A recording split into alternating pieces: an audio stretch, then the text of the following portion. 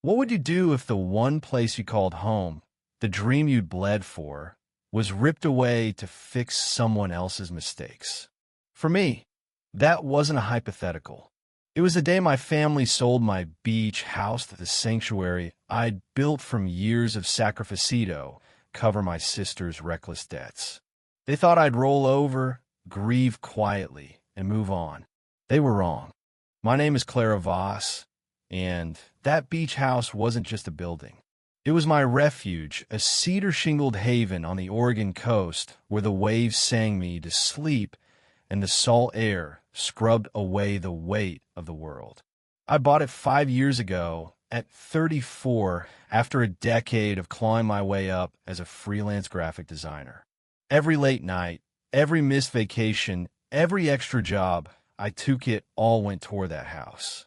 It was my proof that I could build something solid, something mine, despite a childhood of chaos with a sister who burned through everyone's goodwill. Lila, my younger sister, was a hurricane.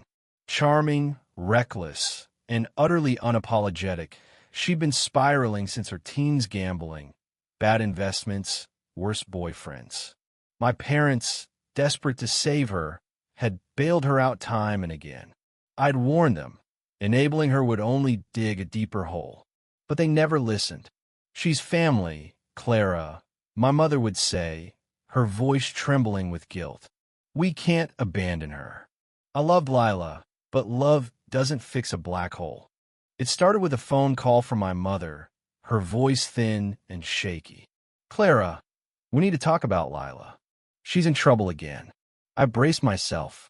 Lila had racked up $200,000 in debt, credit cards, shady loans, a failed boutique that never had a chance.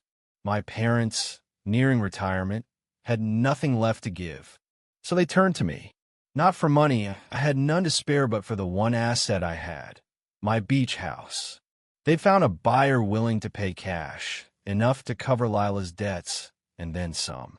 It's just a house, my father said, as if it were a pair of old shoes. You can buy another. I was stunned. That house was my soul, my anchor.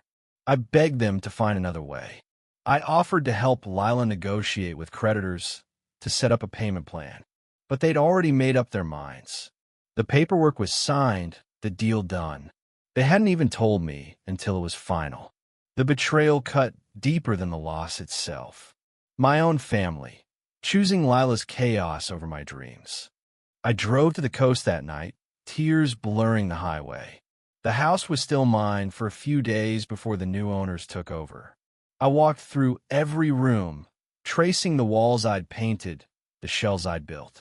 The view of the Pacific, endless and wild, felt like a mirror of the rage building inside me. I wasn't going to let this go, not without a fight. The next morning, I started digging. Lila's debts weren't just bad. Luck, they were a trail of lies. I tracked down her creditors, piecing together the mess she'd made. That's when I met Ethan, a private investigator who'd been hired by one of Lila's lenders. He was a surprise, a wiry man with sharp eyes and a knack for finding what people wanted hidden. He wasn't part of my plan, but he became my ally. Ethan revealed that Lila hadn't just borrowed money-forged forged documents, including my parents' signatures, to secure some of the loans. The boutique? A front for funneling cash to a shady partner named Victor, who'd vanished with most of it. This was my twist, the crack in the story that changed everything. Lila wasn't just reckless. She'd crossed into fraud. And my parents, blindly trusting, had been complicit in their own way. Ethan offered to help me expose the truth, but it wasn't just about Lila anymore.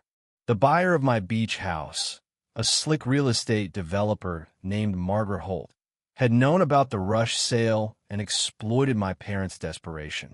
She got my house for a steal, planning to flip it for double the price.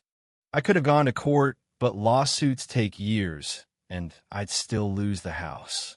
Instead, I chose a different path, one that would hit them all where it hurt. I started with Margaret. Using my design skills, I created a fake online campaign claiming her development company was bulldozing historic coastal properties for profit. I seeded it across social media, tagging environmental groups and local news. The backlash was swift. Her phone rang off the hook with angry callers, and her next projectile luxury condo complex stalled when investors pulled out. She didn't know it was me, but I watched her empire wobble with grim satisfaction. For Lila, I took a quieter approach.